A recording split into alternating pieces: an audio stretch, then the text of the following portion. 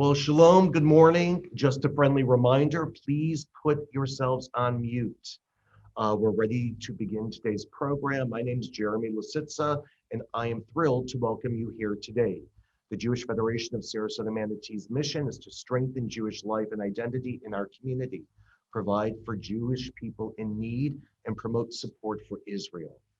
About our tour guide today, Dani Rotstein moved from New Jersey to the island of Majorca, Spain in 2014.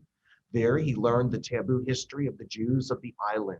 In 2018, he founded But Majorca and has run over 50 successful events promoting diversity and inclusion in the small yet growing Jewish community. It is now my pleasure to introduce Dani Rotstein.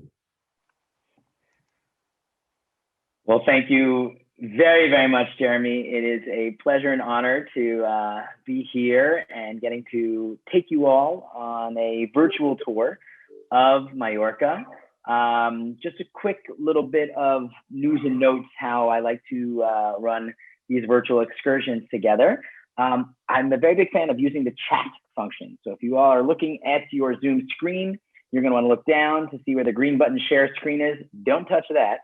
To the left, we'll see chat. And if you press the button chat, it should open up another window. And I would invite you all right away just to get to know each other a little bit. It's possible that many of you already know each other, but I don't know you all, and you will be spending the next hour with me, and I'd love to get to know you all. So please go ahead, put your name, where you were born, and if you've ever been to Spain before. I'd always like to see how many of the participants have. Many people have spent a lot of time in Spain. Many people have never been to Spain. So I'm going to add myself here, Dani from New Jersey. Oops, I gave a little bit of my intro away just now.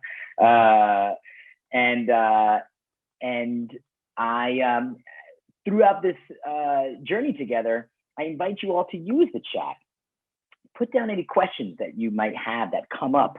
Any thoughts or comments that you want to share. It's an open forum. I really wanted to feel like we are all sitting on the bus together, talking, chatting, get to knowing one another.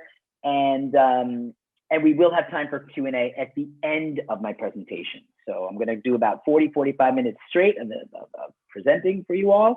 Hopefully a story that you will find just as interesting as I do. And then at the end, we have about 10-15 minutes for that Q&A. And I will be looking back on the chat to see questions that have come up during so.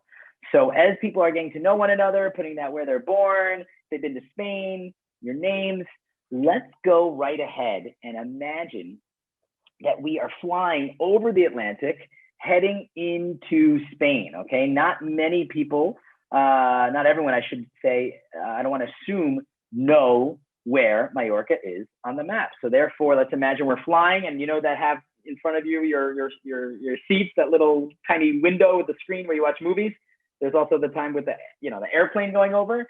Here we are. We're on our above view, and we see that the Balearic Islands, of which Majorca is the largest island, is situated right in between Spain and Italy. Okay, it's part of, like I said, the Balearic Islands. And as we zoom in a little bit closer, you will see that there are 4 islands that make up the Balearic Islands. Top right is Menorca, bottom left is Ibiza. Many of you may have heard of Ibiza. That has probably the most famous of the islands with its party front, motif going on, although not so much during COVID times. Formentera is another large island that is connected to Ibiza or just off the shore. And right smack in the middle is indeed Majorca, the largest island of all, the 4 Balearic Islands. And its main capital city is Palma. The reason why it's called Palma de Majorca, or once was, now it's just called Palma, Majorca. Once upon a time, it was La Ciutat de Majorca, the city of Majorca. Didn't even have a name. And in 1720 is when it took back its original Roman name, when the Romans landed at the turn of the millennium, to Palma, Palma de Majorca. And as you can see, it's a port city right on the bay there. And what I always love highlighting for everyone here, let's see if I'm able to get my annotation. Yep, I think so. See this red line that I'm drawing for everyone? This is now an avenue, okay, that surrounds the old town of Palma. that we will be exploring today. And as you can see, it's like really funky. It's like it's zigzaggy. It goes over, all these different ways. That's because it's replaced the old medieval wall that used to surround Palma from the time when the Muslims, when the North African Moros were in charge of Majorca, all the way until the late 1800s when they took down that wall. So this old town that we're going to explore today is really an old town. It has not been touched very much in a very long time. As we get in a little bit closer, I want to show you the streets that we're going to be walking through virtually today. And you'll see that we are zooming in little by little to the great Cathedral of Majorca. And you're going to see in just a little bit this bird's eye view of this magnificent structure. And take a look at that. I mean, it is just gorgeous. And it was built from the year 1300 to 1600. So 300 years to build that impressive architectural gem, the Cathedral of Majorca, one of only 2 cathedrals built on the side of water, okay? This little lake that you see right here is a man-made lake. The sea, Mediterranean Sea, used to come right up to it. And I want everyone to see this area right here, this little patio. It's like where concerts are usually performed. And during our part 2 next week, we're gonna virtually go there and attend a Rosh Hashanah service concert that we did under COVID times just last September. So now you're gonna see how that looks. Before I go any further, I really want to, again, encourage this idea of us traveling together, even though we can't right now. So everyone, I would love you all to sit back and relax on your bus tour from above. We're gonna fly and look out your window to your left and look out your window to your right and take in this beautiful images of Majorca Island. And I've even invited my Spanish guitarist friend, Carlos, to give us a little beautiful intro to our virtual tour today.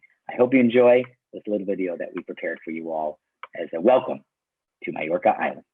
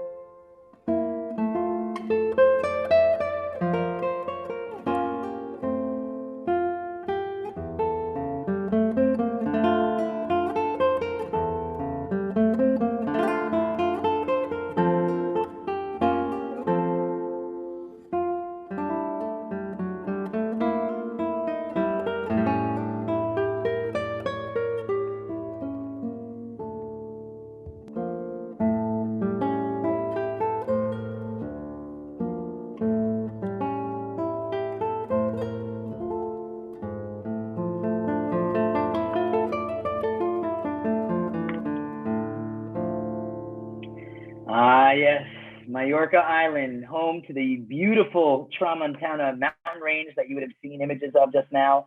Beautiful biking paths. The German Tour de France team actually train here in Majorca every year during February and March months. It's an incredible place for cyclists enthusiasts like myself. Beautiful beaches and coves that you would have seen as well just now while we were flying over, and home to fake pearls, the best fake pearls that the world knows. Camper, the shoe company based out of Majorca, from Majorca.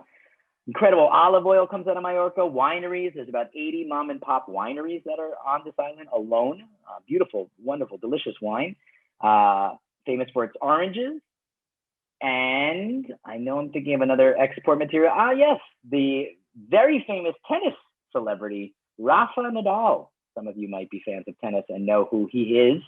He is from Majorca as well.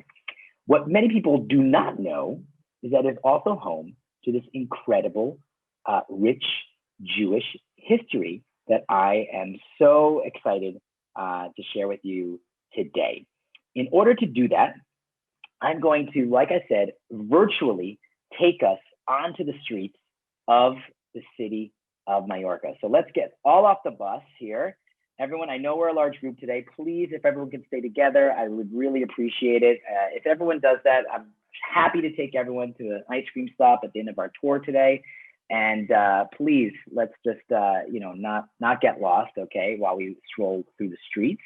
And what I'm going to do today is show you a mix of me speaking, but with videos as if we're actually on a tour. So let's go right to our first stop in front of the Jewish History Museum of Majorca as we learn more about Majorca Island. I've seen great comments already in the chat that not many people have been to Majorca, so this is very exciting for me to share my island where I live today. Here we go, everyone.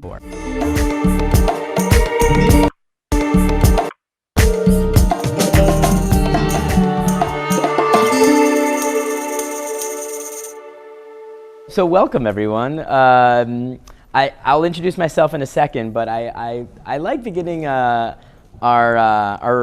walk today. I don't call it a tour. I call it a walk and talk experience, an interactive experience, because I really believe that as much as I'm going to share with you today, you all have something to share with me, as you just seen. Like, look at where we're all different coming from. We're Jewish. We're non-Jewish. From I think I counted at least 4 or 5 different countries, United States, Germany, Argentina, Sweden, of course, Spain, Majorca. So I like to start by saying a little bit about the A, the B's, and the C's of Majorca, okay? A lot of people come here for the A's and the B's, letters, words that start with A and words that start with B, but not enough people come here for words that start with C. So our first round of pop quiz, name something that starts with A that people come to Majorca for. It could be in English or in Spanish. Okay. Adventure.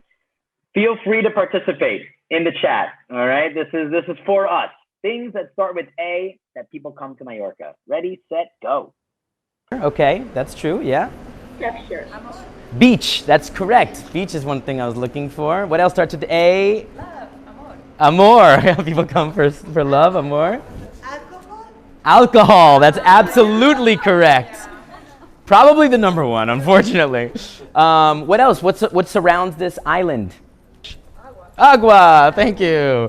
So B, we heard beach. I'm gonna help you guys out a little bit. Beer, whatever. These are what I'm trying to get across is like tourism, right? Mass tourism, sun and fun. Not a lot of people come here for the C's. Culture. I like to think of community and The churches. church. Not enough people come here to visit the churches. That's true. And I'll finish with this word, which is so important. Connections, right? I mean, this is why we're here, I think, in this world, to connect with everyone. So this is what our Jewish Majorca, spelled with a J. We like to say we put the J in Majorca. Jewish Majorca is trying to do Limud Majorca. Limud means learning in Hebrew, okay? That's the word, limud, to learn. My name is Dani. I'm from United States. I'm from a state called New Jersey. My father's from Israel originally, from a place called Netanya. And my mother is American.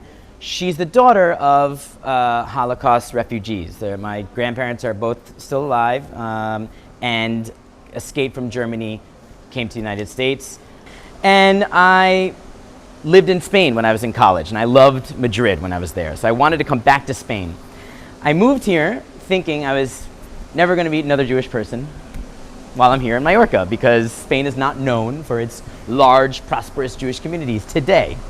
And I found out that there was a synagogue, and I went to the synagogue, and this synagogue here in Palma is Orthodox, so men and women sit separately, and we were praying, and we skipped over one of the prayers as if we didn't have 10 men in the men's section, but I counted, and I saw that there was 14 men there. And I didn't understand why we were skipping if there's 14 men. So I said to the guy next to me, why are we skipping this prayer if we have a minyan? It's called, a minyan is when you have 10 Jewish men. And he said, oh, some of these men are not Jewish, they're Chueta. And I'd never heard the word Chueta before.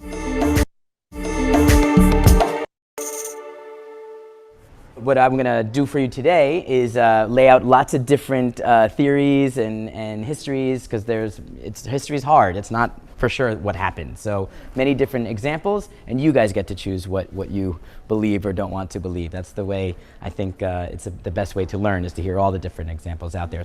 Raise your hand if you've heard the word Chueta. I've heard the word Chueta before. Okay, a number of people never. And you've been here for 5 years? Yes? So raise your hand if you've heard of the term Marrano. Marrano, yes, a couple people. So let's go right ahead. Put in the chat, please, if you have heard of the term Marrano. And I just want to take no longer than 10 seconds right now, 15 seconds.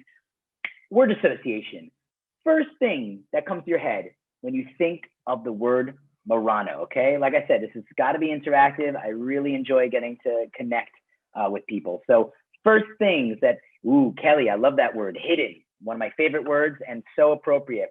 Lois writes pig, but the correct term is conversos. Ooh, we have an aficionado here. That's absolutely correct, Lois. Marrano is a derogatory term. You should not be using it. It's like calling someone swine, you dirty, filthy animal. When I first moved here, 3 weeks later would meet my wife, Carla. She's from Barcelona, not Jewish, but on her own pace is actually exploring and showing interest in converting to Judaism. We adopted a dog who we later would name Taco, because he eats literally everything when walking around. And while walking around our first time together as a little family, Taco started eating something disgusting because he's a street dog. We adopted him from the street.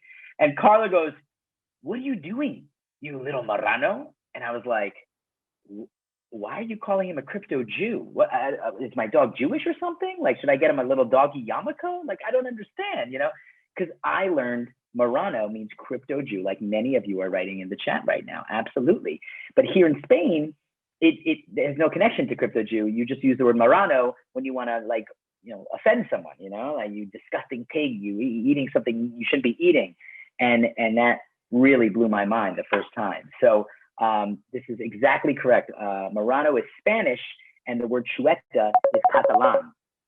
And we're going to learn more about that word today. So let's keep watching. Marrano I have heard of before. Well, let me ask you, what do you think of when you hear Marrano? I think it's a despective word. Yes, it is. It comes from the word in Spanish, marran. What does marran mean in Castellano?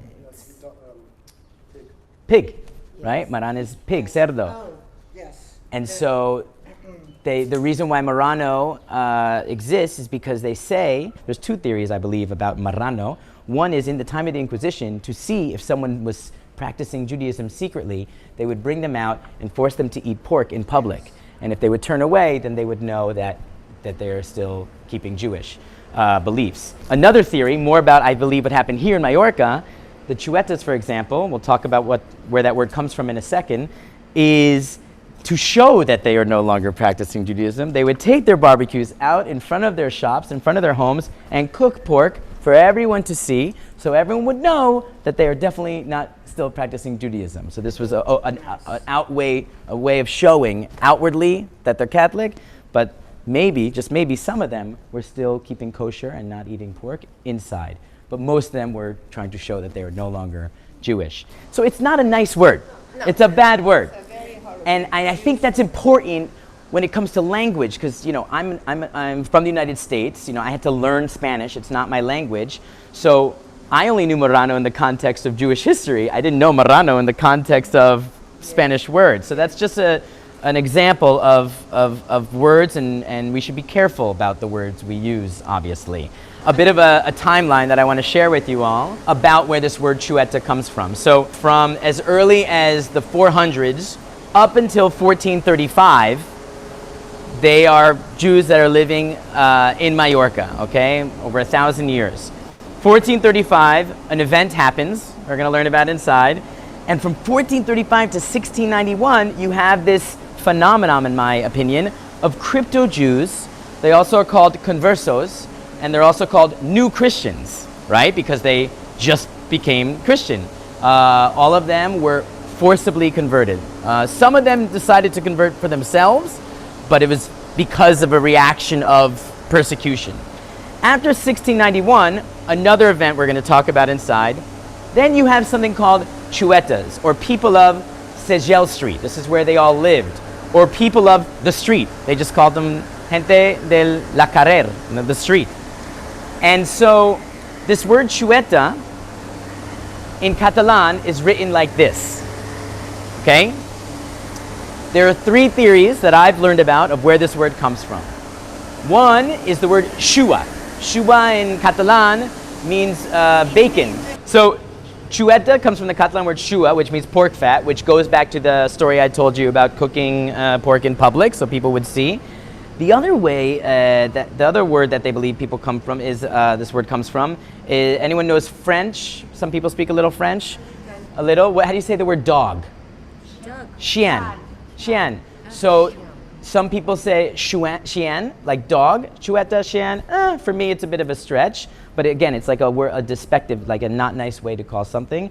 The last thing I'll tell you, which is probably the most interesting, because marrano, it's not the same. The way you say Jew, someone who's Jewish in Catalan is, how do you say? Jueu, right? Here's the word, Jueu, okay? And a not nice way to call someone Jewish is Jueto, you little Jewish person, okay? So Jueto and Chueto sound very, very similar. And that's only in Catalan. In Spanish, judío and marrano no tienen nada que ver. They're not connected at all. But in Catalan, I think they are. Jueto, Chueto.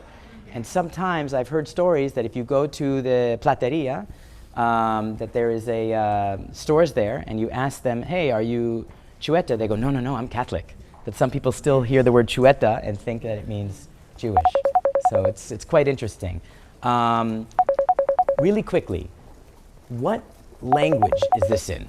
This says the center of Maimo ben Farag. Maimo ben Farag is a wealthy Jewish merchant living here in this house in the 1300s. Therefore, they named the center after him.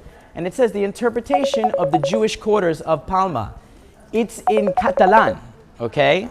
The City Hall created the Center of Interpretation Center of the Jewish quarters for residents, for locals, for people from here to learn about their own history. I think that's really, really important and special. So Maimo is his first name and Farag is his father's name, because in medieval times, Jews did not have last names. They were Maimo, son of Farag. Ben means son and Bat means daughter. So my Hebrew name is Dani ben Moshe. My father's name is Moshe from Israel. Come on inside, guys. We're going to go learn about the Jewish Converso and Chueta history. So here we are. Let's actually get out onto the street. We are no longer in front of the bus. We are fully submerged in the world of Jewish Majorca now. And you can see behind me the beautiful streets of the Jewish Quarter. You know, this is an incredible story that we are about to delve into over these next 2 weeks. This week particularly, we're going to be talking about the medieval Jews of Majorca. Okay, there's the island of Majorca. That actually is a yarmulke from my wedding, our wedding that we had here, a Jewish wedding in Majorca from 2017. And we are going to be exploring El Chueta, the Chuetas, spelled with an X. Now remember, this is Mallorquin, the language they speak in Majorca. It is a dialect of Catalan. It's basically the same language. It's like the difference between British English and American English. Catalan and Mallorquin. Same language, just a couple words are different. And we already talked about, where the words come from, Chueta. And now we're going into history here. Today we're going to talk about the medieval Jews. And next week, we're going to be learning about more intensely the conversos, or the new Christians, or the crypto Jews, as they were called. So without any further ado, let's go into this Jewish History Museum that I was standing outside of. And it's actually closed now because of COVID. So if you were here, we wouldn't even be able to go inside. But thanks to our wonderful technology today, we can do just that. So looking forward to sharing more information. And don't forget to put those questions as they come up, so we can have that for Q&A later.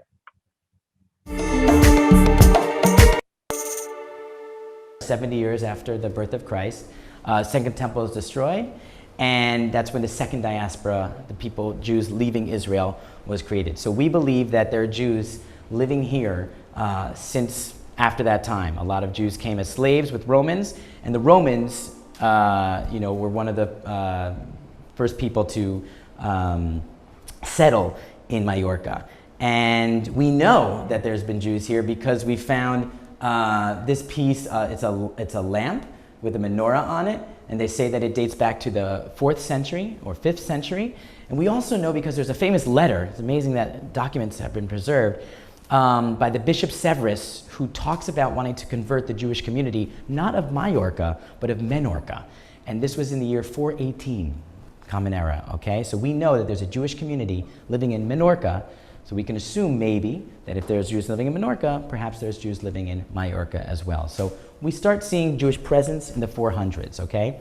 There's not a lot of information, but basically we believe that there's been Jews in Majorca, in the Balearic Islands, through lots of different people conquering the islands, right? The Almohads, the Visigoths, the Vandals, and the Moros, okay? The Moros from North Africa were in control of Majorca. They called it Medina Majorca from around the 900s to 1229. 1229 is an important year because it's when Jaime I comes, and he comes from Aragon and he conquers Majorca, okay?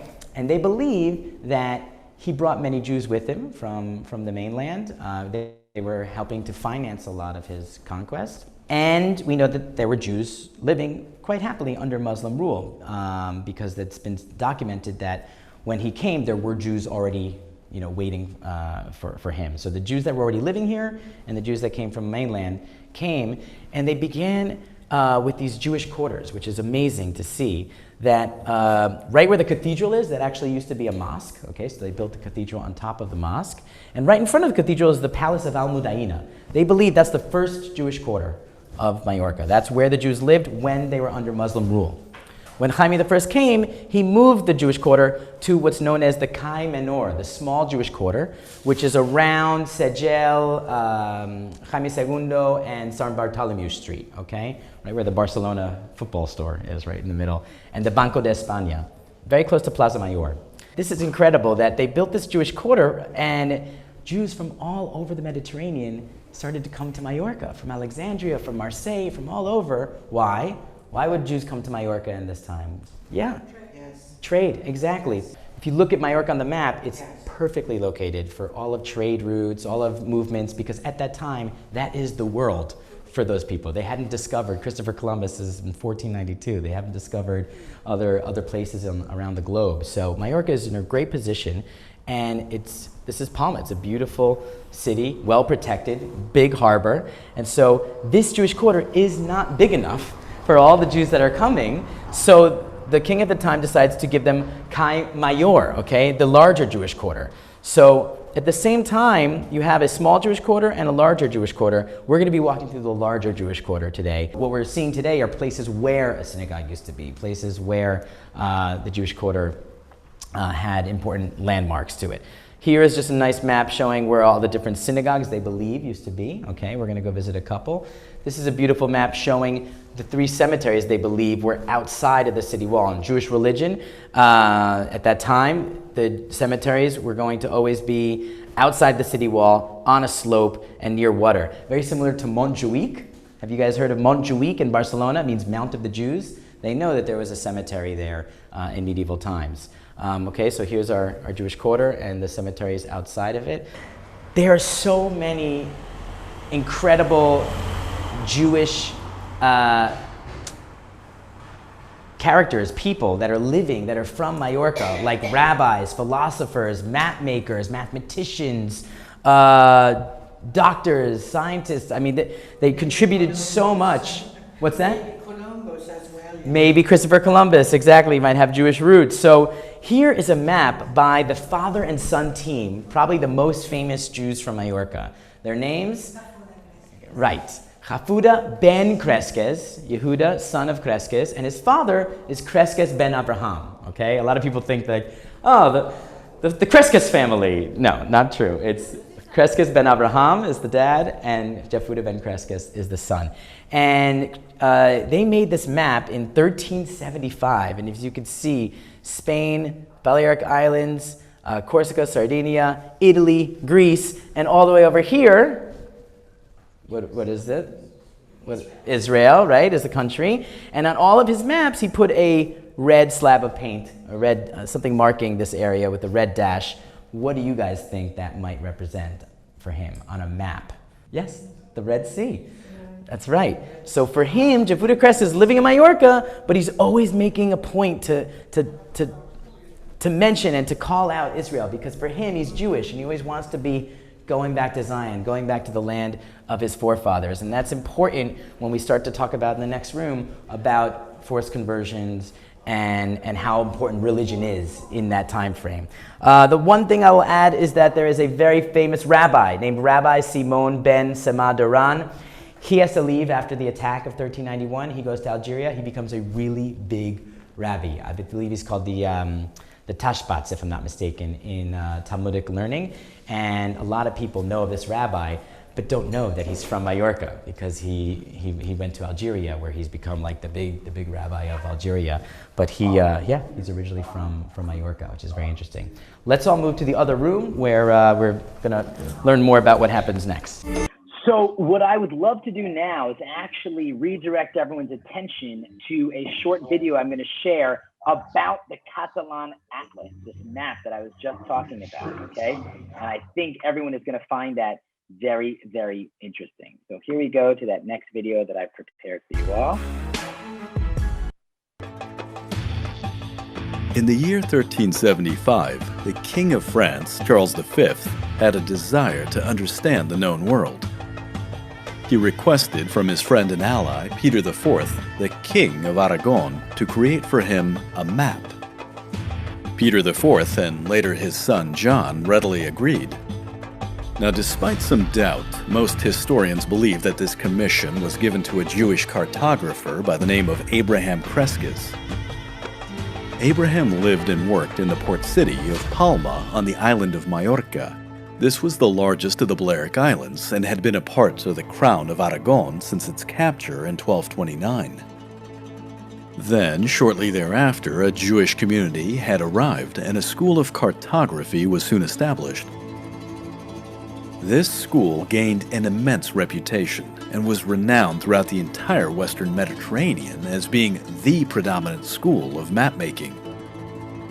The map that Abraham Cresques would create would be known as the Catalan Atlas and was to become a marvel of his age. The Catalan Atlas holds a critical spot in the history of mapmaking. By the latter end of the 14th century, Europe had made broad strides towards its relentless path towards globalization.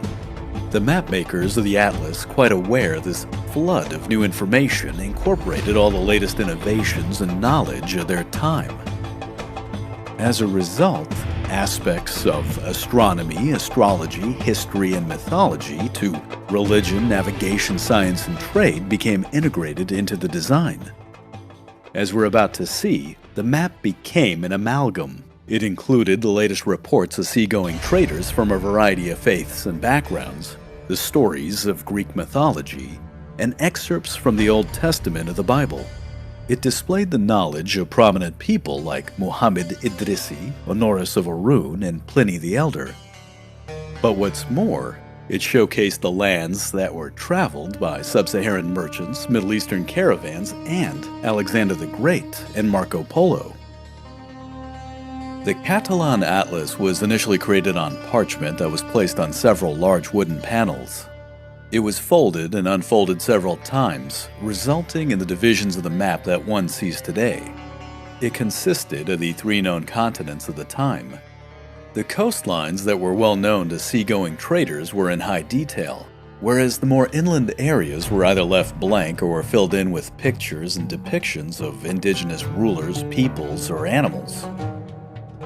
Now keep in mind there is no real priority to orientation. That is, there's not meant to be an up or down. The map was not really meant to be viewed on a screen, but rather it was meant. Going east from Mansa Musa are the labeled lands of Organa, Nubia, and that of Egypt, which sometimes the cartographer refers to as Babylon. Each kingdom along the way showcases their respective ruler, and eventually one arrives at one of the most striking features of the map, the Red Sea. And here the description says, quote, "This sea is called the Red Sea, which was crossed by the 12 tribes of Egypt. Let it be known that the water is not red, but that the bottom is that color. Through this sea pass most of the spices arriving at Alexandria from India." End quote. So I hope you all enjoyed that little video that really shows and highlights the incredible work and genius of Jafuda and his father, Cresques, to make that map in 1375 before Google Maps or anything. I just think it's incredible personally. And so I'm very happy to share that with you all. I would also now like us to go outside, get back out onto the streets, where we are going to see a statue by someone who we just, excuse me, who we just learned about now. So here we go, back out onto the streets of Majorca. And please feel free to put some comments in the chat. It's always odd, giving these presentations, you never get to hear back from people. So always happy to hear if people are enjoying, if they're learning stuff. So happy to hear about that. So here we go on to our next slide.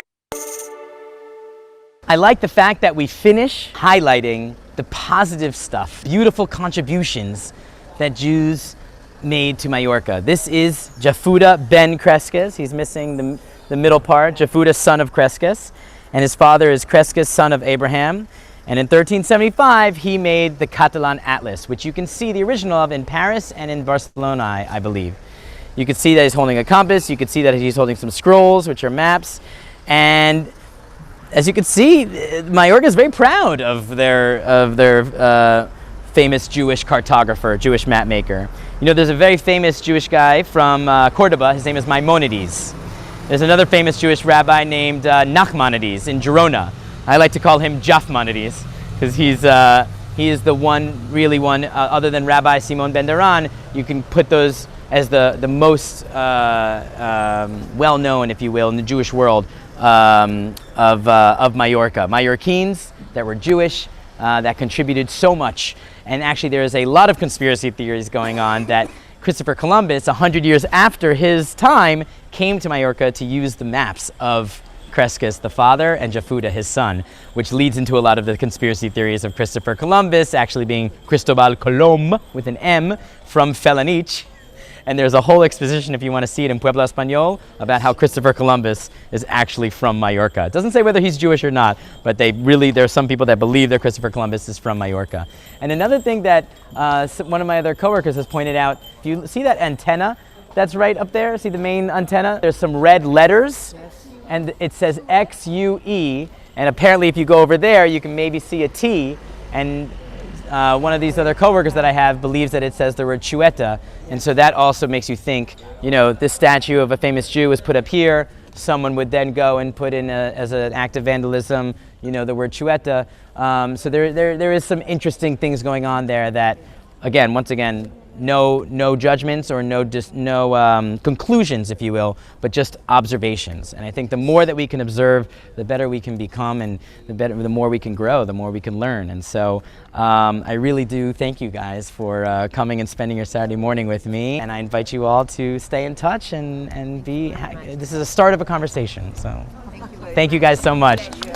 So now we would like to take you back into the Jewish History Museum, where we are going to learn about what terrible event happened in the year 1391. If anyone wants to take a guess, please go ahead and put that in the chat. Well, I just gave it away, but let's see what happened in 1391. We're going to learn about, unfortunately, the persecution and the attacks on the Jewish quarter of Palma in here, and its results. I will say this. I like to end on a happy note. So there is a happy ending to this story, but I want to warn you in advance that what we're going to learn about right now can be very, very sad, to say the least. 1391 is the bad year for the Jews, many parts of Jews in Spain. Everyone thinks 1492, when they edict of expulsion. Actually, the bad time has happened a full century beforehand. 1391, here in Majorca, a bunch of the population from outside the city is very upset. Why? They're paying lots of taxes. There's famine, they're hungry. The Black Plague has come through in 1350. Many have passed away from the pesta, I believe it's called in Spanish. And so they came to attack the city of Palma, not attack, but to express their discontent, Not so much with the Jews in Majorca. From what I understand, it was more against the nobles and the aristocracy, the people that were in charge, okay?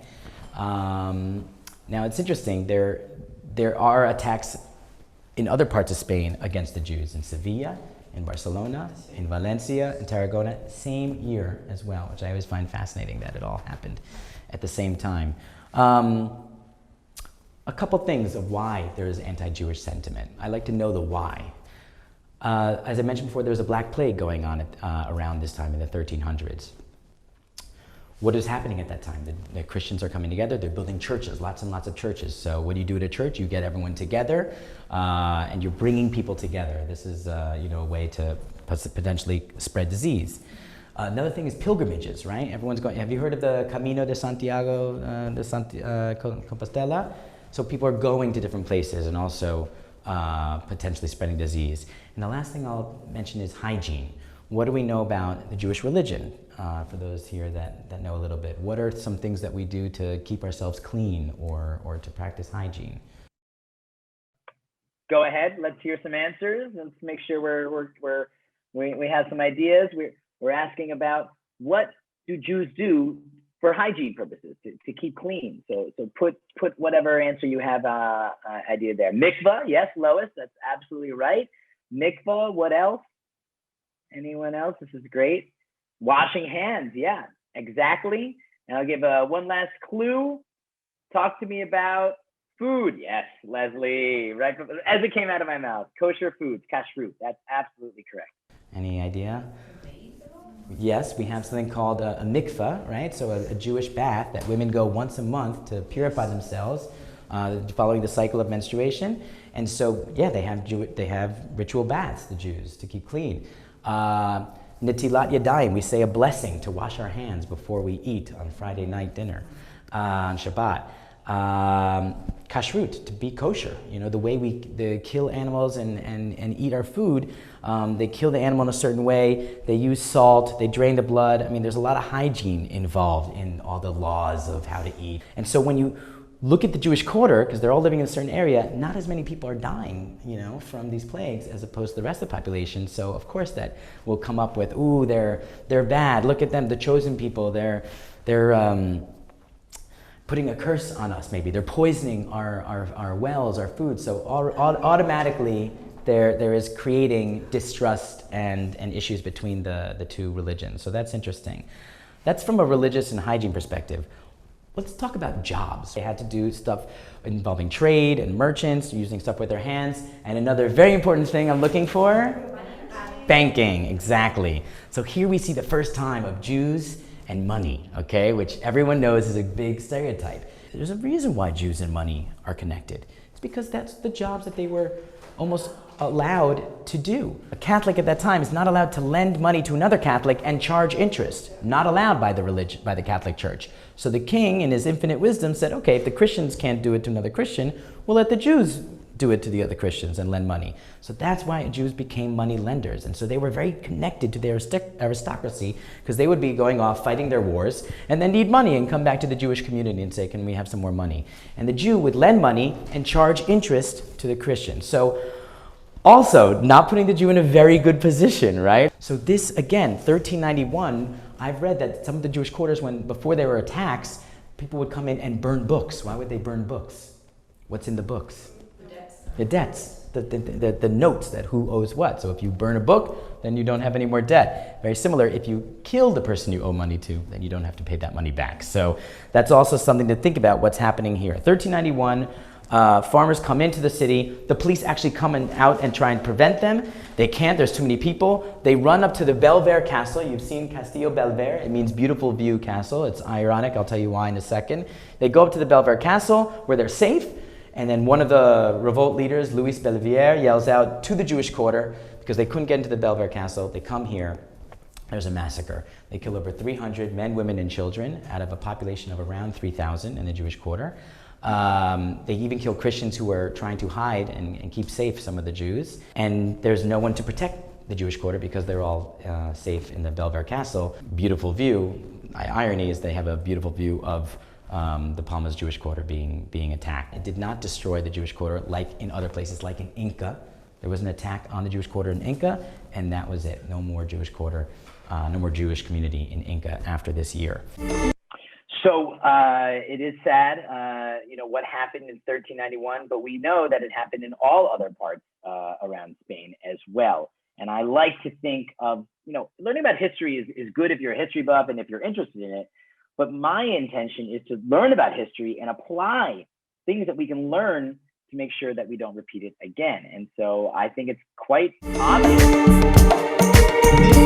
what happened in 1492, could potentially be happening again. When things don't go well in the world, who are the first to be blamed? Usually, history says it and shows it, it's the Jews. So we have to be cognizant of that, and I think that's important. What I'd like to do is take us back out into the street, and we're going to discover a place where they believe had the site of a secret synagogue. We're not going to go inside, but we're going to go on the streets once again, and I hope you enjoy one of our last videos that we're going to get to see today. This is Calle de la Pelleteria, okay? Pelleteria, what does it mean?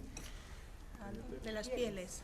Right, de los pieles, like the leather makers or furriers or tanners, because in the medieval times, the Jews each lived, on a separate street where that job was. So this was where the people worked with animal skins. Right behind us is Street of Botones, button makers. Later over by the Church of Santa Eulalia, there's Calle de la Argenteria, people who worked with silver.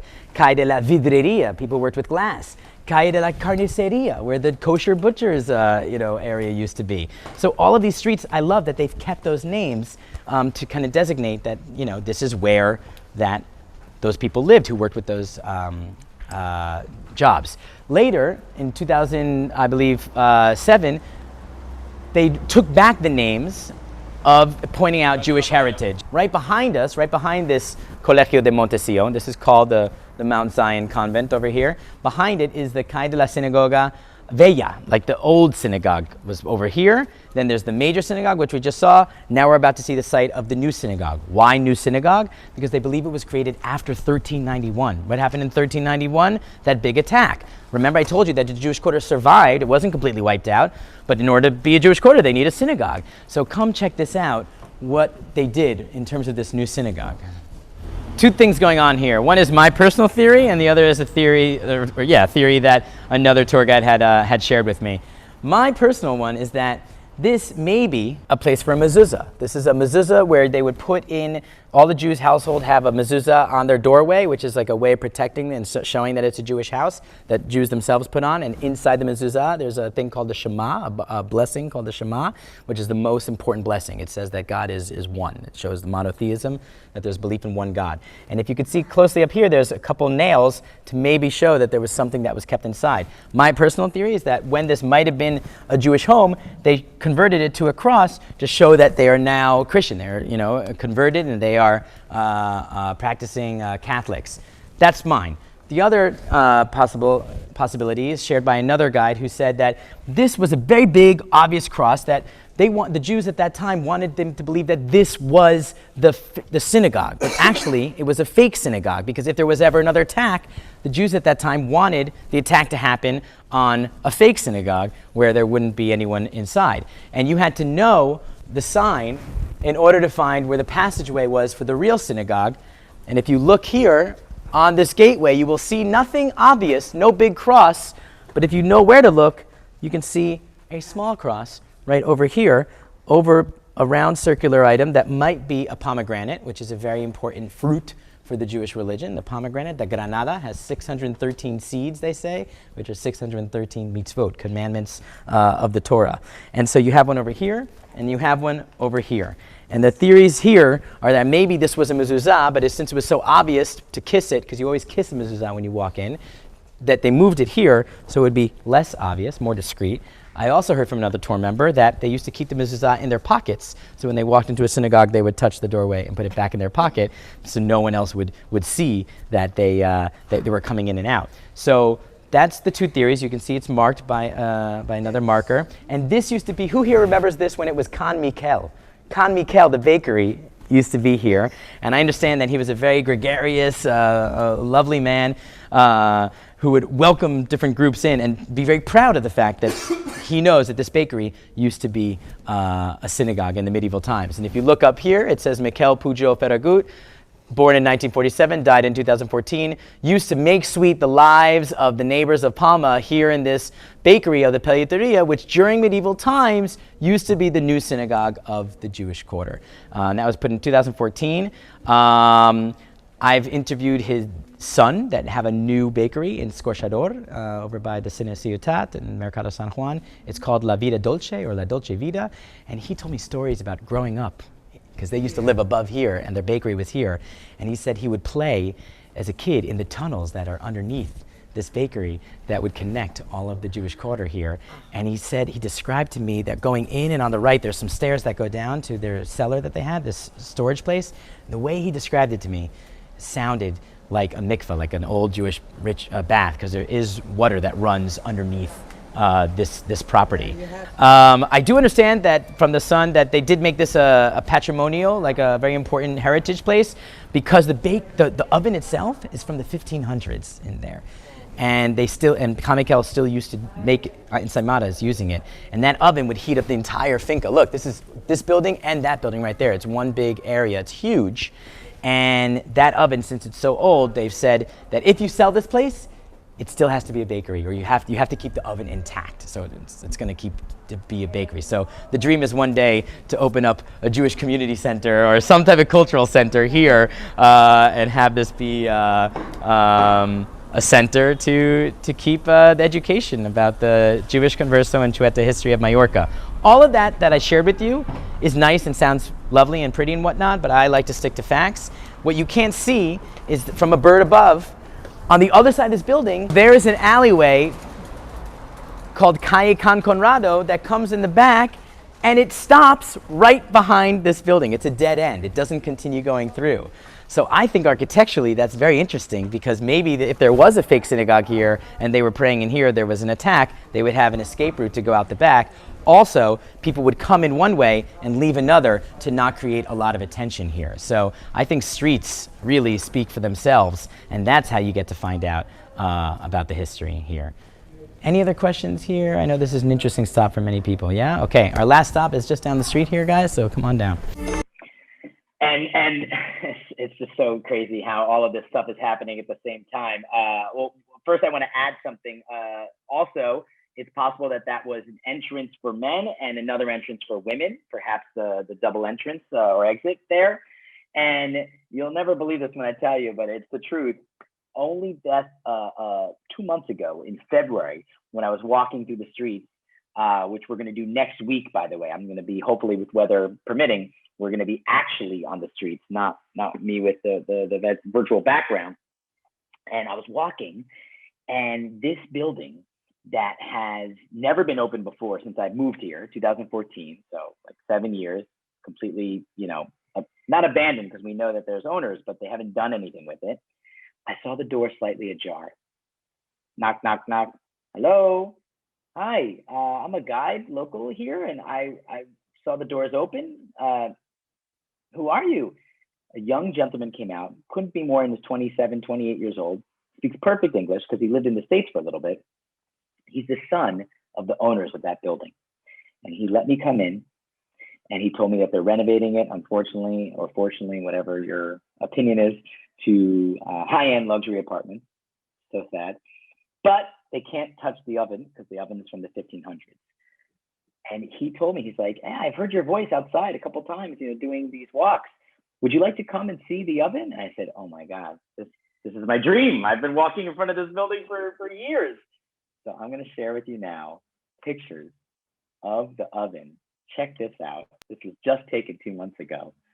This incredible oven from the 1500s. And, it was in use up until 2014. And I went closer and I took a picture on the inside. It's this huge round circular oven that they do, they made baked goods in.